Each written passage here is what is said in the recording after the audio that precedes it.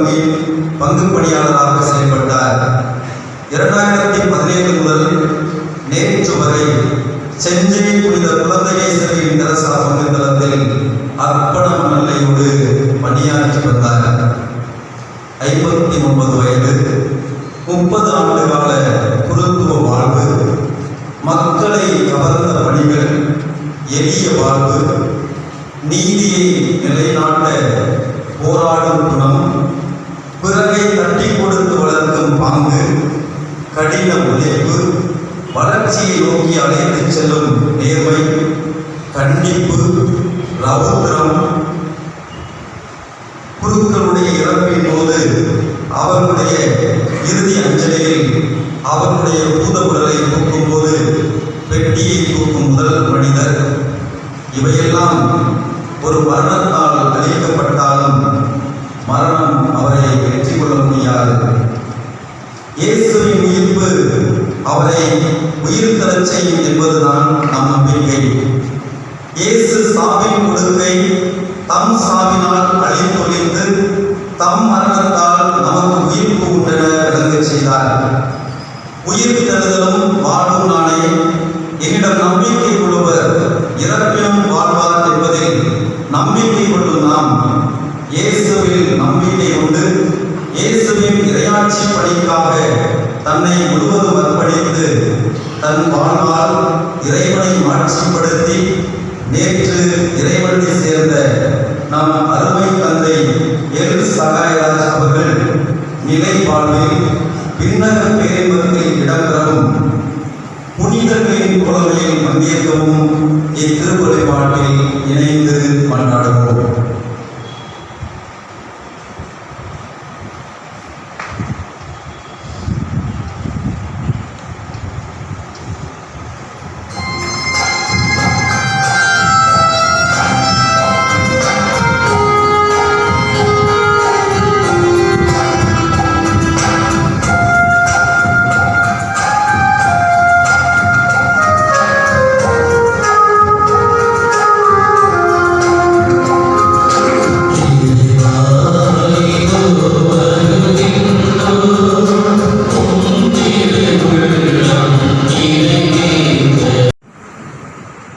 சீடரோடு இருக்கையில் ஒரு கேள்வி கேட்டார்.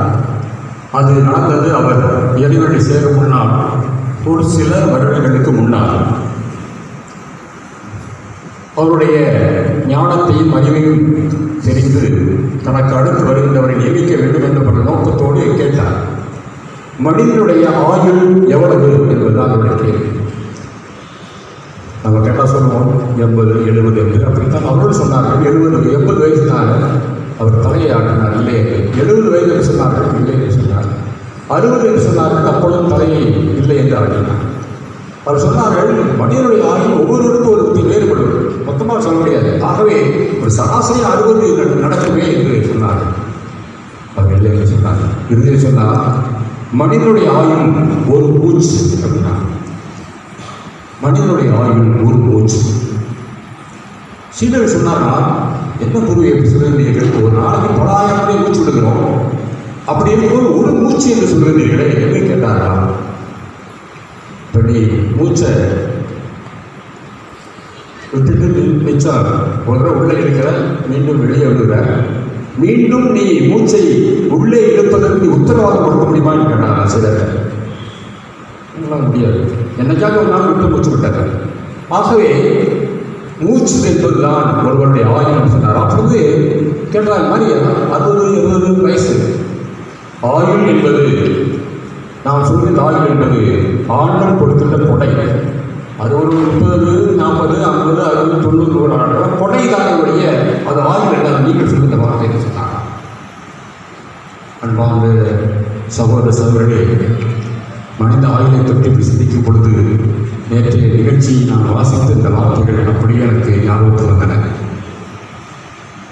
வெள்ளிக்கிழமை இரவு 8 மணிக்கு சாயந்தரம் ஃபோன் பண்ணுறாரு. இப்போ நான் பேசணும் தான் பேசுகிறேன். வேறு சாயந்தரம் நான் சாப்பிட்டு வெளியில் கொண்டு வந்து அப்படின்னு சொல்கிறேன். அவசரமாக இல்லை, இரவு முடிந்தால் பேசுவோம், நாளைக்கு பேசுவோம். வெள்ளி இரவு காலையில் வழக்கம் போல பல சனிக்கிழமை நினச்சிட்டு இருந்தேன். பெரிய இருந்தாங்க ஃபோனில். அவள் பேசுகிறத நான் முடிச்சுட்டு பேசிட்டு இருக்கும்போது நான் அறையில் இருந்தேன். அப்போது மறைமாவட்ட பொருளாதார சந்தியா வந்து வேகமாக கலந்துட்டார். மணி 9:58 காலை. அவர் தற்கொலை நான் அவசரமாக பிறக்க என்னென்னு நான் ஃபோன் பேசிட்டே இருக்கேன்.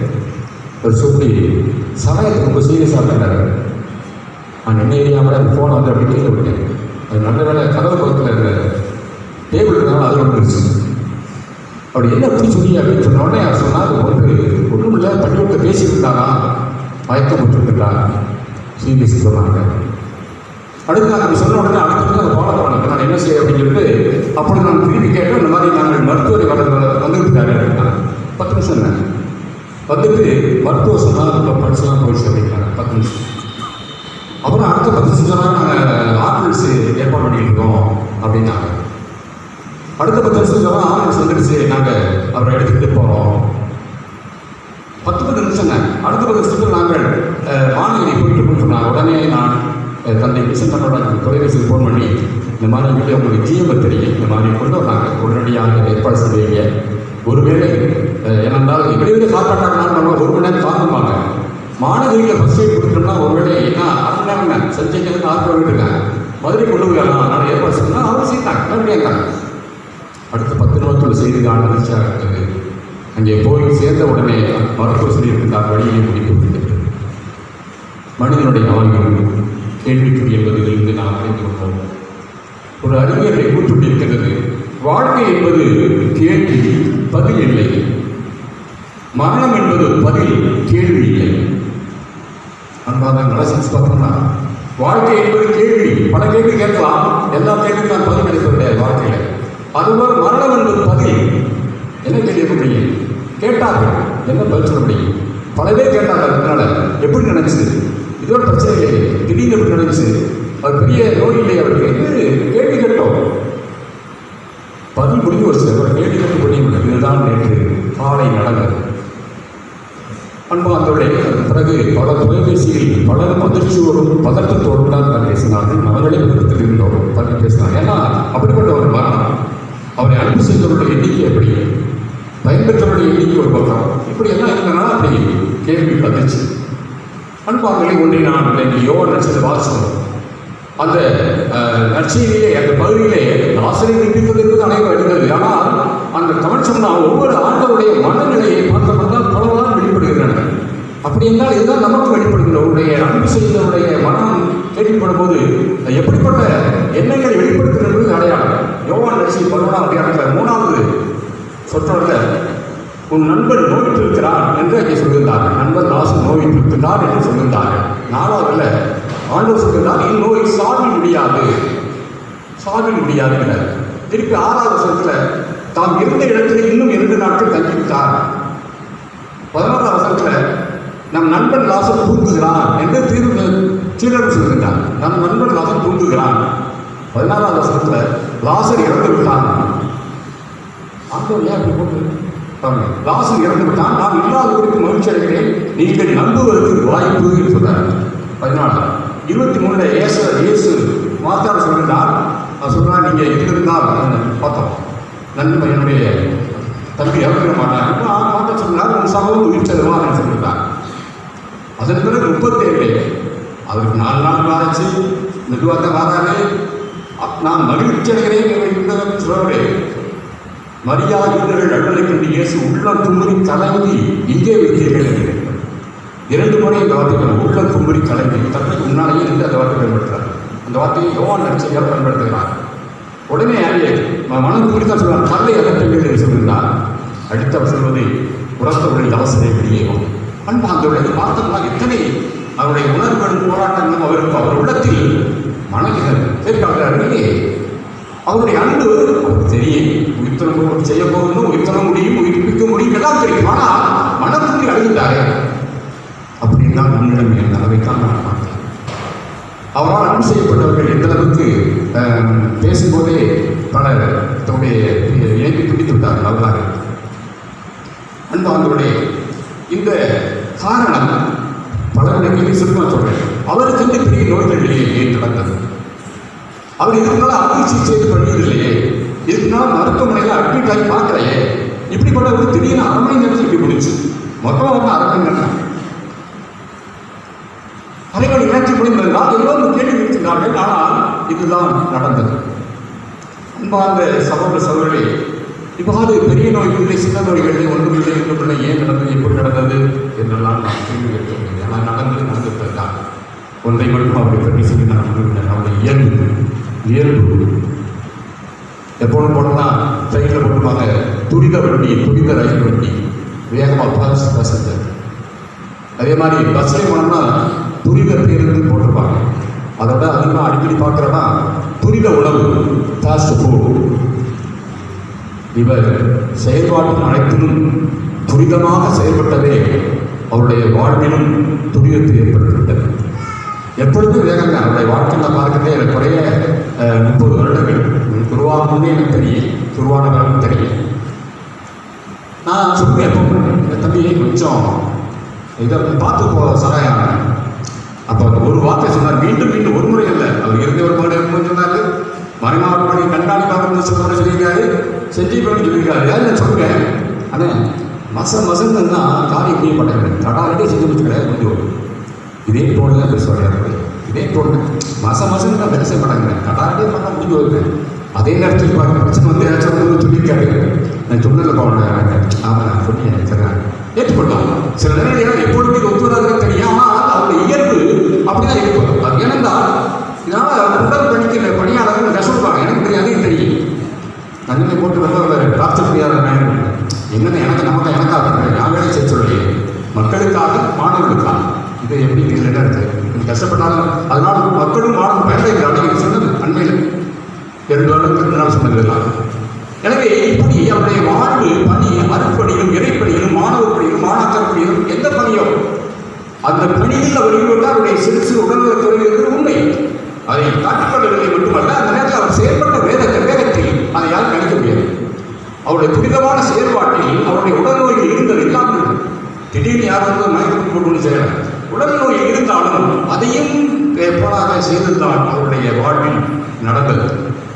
நான் ஏன் ஆச்சரியப்படினா, அவருடைய தந்தையும் தெரியும். அவருடைய வீட்டில் அவங்க கூத்து சகோதரி 2 பேர், தந்தை தம்பி அனைத்து கல்யாணம் கருத்து மட்டும் நான் போயிருக்கேன். அவங்க அப்பா தெரியும். நம்ம அந்த காசனுடைய சவுத்துக்குனான வீடு மாரிமாவட்ட பொருளாதார போது வருவார். நானும் வீட்டுக்கு போவேன். ஒரு முறை அப்படி பார்க்கும்போது அனுப்புவாங்க, நான் வந்துருக்கேன் அப்படின்னு போனோம். எல்லாம் யாரும் இல்லை, அவங்க அப்பா அம்மா இருந்தோம்.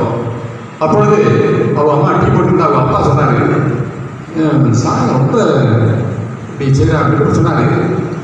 நான் சின்ன இளவரசி வரும்போது எல்லாம் சொல்லுவாங்க, ரொம்ப வேகமாக போகிறாங்க அப்படின்வாங்க. ஆனால் இப்போ என்னையோட நான் போயிட்டு இருக்கேன் அப்படின்னு கையில் வச்சுருக்கேன். என்னோட நான் போயிட்டு இருக்கேன். இது நடந்தது 99. அப்போ இருபது சொல்லுங்கள், 10 பணியாக இருக்காங்க. அப்படியே லேசாக கவுந்து வச்சு விட்டாங்க. ஒன்று பதில் சொல்கிறேன். உடனே சொன்னாங்க, நீ சொல்லுங்க அப்படிலாம் வேகமாக போகிறாங்க, நீங்கள் சொல்கிற அப்படின்னாங்க. நானும் பதில் சொல்கிறேன். ஏன்னா என்ன பதில் தெரியும், நானும் சொல்கிறேன். ஆனால் சிரித்து கொண்டவர் இப்படி போனவங்க ஒரு நாள் 99 ஆண்டு வீட்டில். எனவே அவர் இயல்பு தந்தையோட இயல்பு அப்படின்னு சொல்லுவார். அதனால் இவருடைய இயல்பு ஒருவேளை அப்படி இருக்கு, அதெல்லாம் சொல்ல முடியாது. ஆனால் அவருடைய நோக்கம் இலக்கு வந்து தன்னை சார்ந்ததல்ல, பிறரை சார்ந்தது. மாணவர்கள், மக்கள், பாதிக்கப்பட்டவர்கள், அவர்கள் இவர்கள் செய்வது. ஆகவே தான் அவருடைய வாழ்வு சென்றது என்று நாம் கூற முடியும். சொல்லப்போனால் வந்துக்காக போனோம்னா நம்ம 5 ஆண்டு செய்கிற விட 3 ஆண்டு முடிக்கணும் பார்ப்பார். அவர் பிரச்சனை இல்லை, 3 ஆண்டு முடிக்கணும் பார்ப்பார். அதே மாதிரி தான் போனார். 17ஆம் ஆண்டு போனால் 18ஆம் ஆண்டு பவனோட உடனே வேலையை ஆரம்பிச்சிட்டாங்க. ஆனால் நம்ம லேட் அப்படின்னா லேட்டான காலம் இல்லை, உடனே ஆரம்பிச்சாரு. நல்லா அதை செய்தால் மேல்நிலை பள்ளியாகினால் இன்னும் அந்த அனைத்துக்கும் இந்த செஞ்சு கொண்டு மக்கள் சாட்சி. நான் அதிகமாக சொல்ல தேவையை ஒருவர் இரங்களுடைய மாற்றம் இருக்குதான் நீங்கள் புரிந்து கொள்ளலாம். எனவே இந்த அடிப்படையில் தான் அவருடைய வாழ்வு சென்றது என்று நான் சொல்ல விரும்புகிறேன். இன்னும் பல பேர் சொல்லலாம், இருக்கின்ற ஒவ்வொருவரும் சொல்லலாம். ஆனால் எனக்கும் அவருக்கும் இந்த நெருங்கி உண்டு. என்னென்ன தான் பேசுவார், எப்பாவது பேசுவார். பேசினா அரை மணி நேரம் குறைந்துகிறது. எனக்கு தான் சில காரியங்களை, பொதுவான காரியங்களை பாதிப்பது உண்டு. இது இன்றல்ல, எப்படியே 30 வருஷமாக 28 வருஷமாக உருவானது. குறிப்பாக அந்த அலைபேசிலாம் வந்த பிறகு சாதாரண இருந்தது. ஆகவே எனக்கு 9-10 மணிக்கு 12 முறையே எல்லோரும் ஒரு பதற்றாங்க. என்ன அப்படி ஏற்றுக்கொள்ள முடியாது. எது வேறு வர தொலைபேசி அலைபேசி எல்லாமே போட்டு வைத்திருச்சாங்க. அன்பாந்தவர்களே, மீண்டும் அதான் சொல்லுகிறேன், வாழ்க்கை ஒரு கேள்வி, பதில் கிடையாது. மரணம் பதில், கேள்வி கிடையாது. தம்பி சமுதாயத்தோடு ஒரு வார்த்தைகள் தம்பி சகாயம், எப்போதும் நீ அர்ப்பணியும் சரி மக்கள் பணியிலும் மாநாட்டு பணியும் அதிவேகமாக செயல்படுவார் என்பது எனது கணிப்பு. 60 வயதை நிறைவு செய்ய மாட்டேன் என்று நீ கணித்ததாக என்னவோ அவ்வாறு துரிதமாக செயல்பட்டாயோ என்பது எனக்குள் எழும் கேள்வி. வாழ்வை இறுதி செய்வதற்குமா நீ துரிதம் காட்ட வேண்டும்? அதுதான் என்னுடைய மனத்திய தம்பி. உனக்கு நிலைவாழ்வை கொடுப்பதிலும் உன்னுடைய நற்செய்தி பொருட்டு நம் ஆண்டவர் இயேசுவும் துரிதம் காட்டுவார். ஆமென்.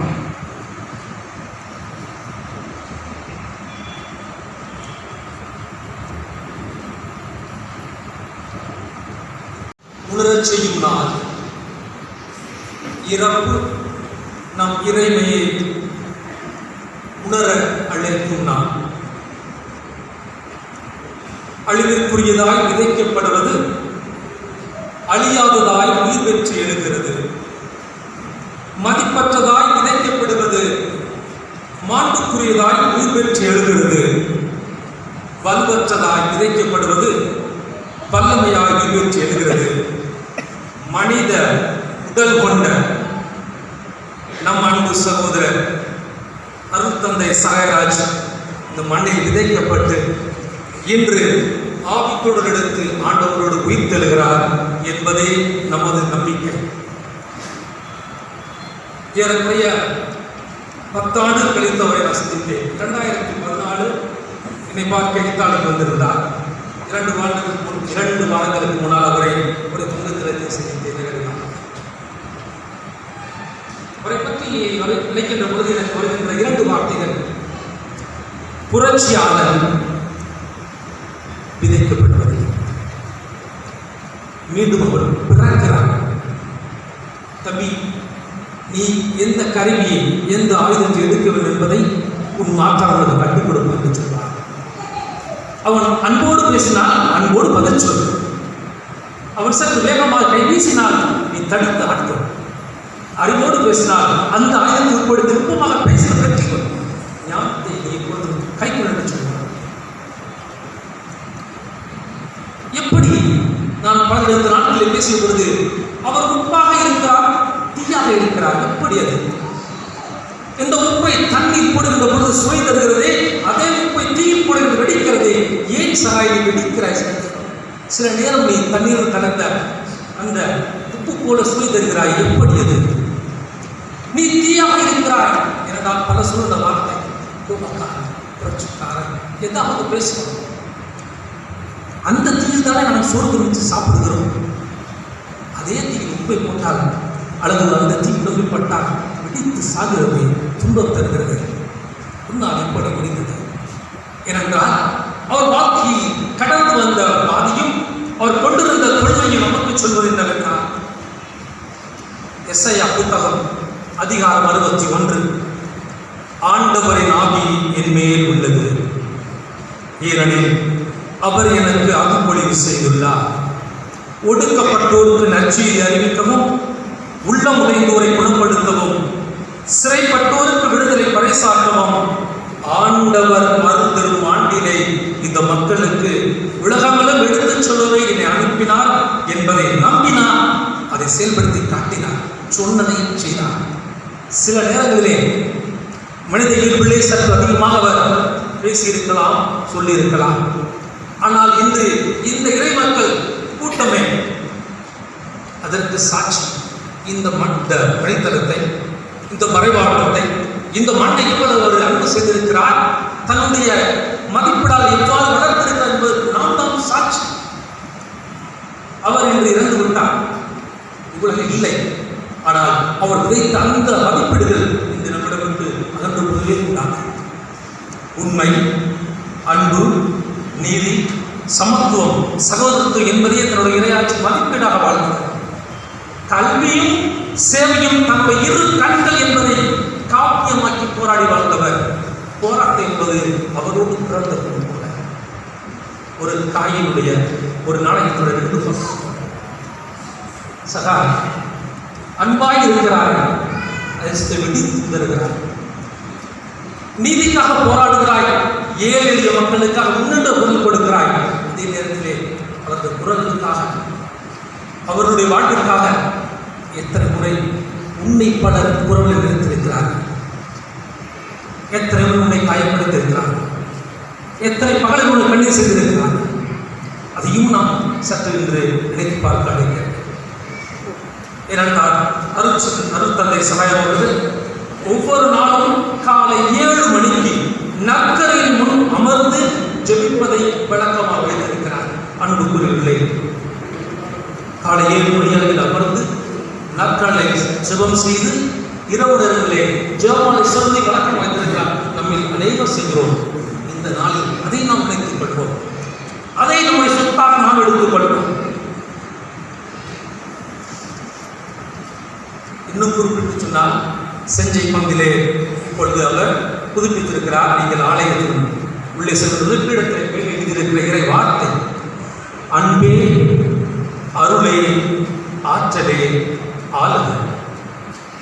என்னென்றால், நம் தந்தையாய் கடவுள் அன்பும் கடவுளின் அருளும் ஆற்றலும் அதை சுருக்கி தன்னுடைய வாழ்விலே வாழ்ந்து காட்டிய அன்பு தந்தை இன்று நம்மை அந்த பலிப்பீடத்திலே ஒவ்வொரு நாளும் தன் கரத்தை வைத்திருக்க அந்த ரசக்கிண்ணத்தோடு நாமும் நம்முடைய சிந்தனைகளோடு சொல்லோடு சேர்ந்து அந்த இறை பலிப்பீடத்திற்கு கொடுக்க அழைக்கிறார். அவர் திருப்பலி மட்டும் நிறைவேற்றவில்லை, நிறைவேற்றிய திருப்பலிக்கால் குருக்களை உருவாக்கியிருக்கிறார். பலரிடம் சொன்னார்கள், ராஞ்சியில் ஒரு தந்தை இருக்கிறார், கல்கத்தாவில் ஒரு தந்தை இருக்கிறார், வெளிநாட்டில் ஒரு தந்தை இருக்கிறார், அருள் சமூகத்தில் இருக்கிறார், இருபால் துறையில் இருக்கிறார். சேர்ந்த படத்தினர்கள் எல்லாம் எந்த அழைத்தலை உணர்ந்து அந்த அழைத்தலை ஊக்குவித்து அந்த பலிப்பீடத்திலே அவர்களை இறைவனுக்கு கொண்டாட்ட பலன் ஊக்குவித்திருக்கிறார். அந்த பணிதான் நாம் அவருக்கு செய்கின்ற கைமாறு. என்னென்ப ஏனை எழுத்தென்ப இவ்விரண்டும் கண்ணென்ப வாழும் உயிருக்கு இந்த குரலுக்கு ஏற்ப தன்னுடைய சொல்லாலும் சேராலும் இலக்கு மக்கள் வளர்ச்சிக்காகவும் விடுதலைக்காகவும் தன்னையே அர்ப்பணிக்கிறார். அதற்கு இங்கிருக்கிற ஒவ்வொரு சகோதர சாட்சி, ஏழை சகோதரர் முதல் மாங்குடி எம்எல்ஏ வரைக்கும் வந்து அவருக்கு மாலைகளை வைத்திருக்கிறார். கணிதோடு அழுகிறார். இயேசு சொன்னார், சின்னஞ்சிறிய சகோதரர்களுக்கு செய்கின்ற பொழுதுதான் எனக்கே செய்திருக்கிறேன். ஏன் நம் கண்கள் பல நேரம் இறந்தவர்களையும் அதிகாரத்தில் பொருள் மட்டுமே சேர்ந்து தேடி செல்கிறது? அப்ப இந்த ஏழை மக்களை யார் கூட்டுவார்? அவர் விடுதலைக்கு யார் போராடுவார்? இதோ நான் இருக்கிறேன் என்று அன்பு கொடுத்த வாக்குறுதி இன்று முறை வாழ்க்கை. இது நாம் வாழ வேண்டிய அடுத்த ஒரு மதிப்பு. இன்னும் சொல்லப்போனால், கேள்வி விழுச்செல்வம் கல்வி ஒருவருக்கு மாணவர் என்பதை குறிக்கோளை கொண்டு பல மாணவ மாணவர்களை கல்வி பயணத்தில் கரம் பிடித்து உயர்த்திவிட்டார். அவரால் உதவி பெற்ற இளைஞர்கள் இளவர்கள் இந்த சமூகத்தில் ஒளிவிளக்காய் திகழ்கின்றனர். சிலர் ஆசிரியர்களாகவும், சிலர் வழக்குரைகளாகவும், சிலர் மருத்துவராகவும் இன்னும் பல பணிகளை செய்து கொண்டிருக்கிறார்கள். அவர்களுடைய பருவை இதற்கு சாட்சி. ஒரு குறிக்கோளை அடையலாம், ஒரு குறிக்கோளை அடையாளம் காண்பதில் தான் ஒருவருடைய மகத்தான வாழ்வு இருக்கிறது.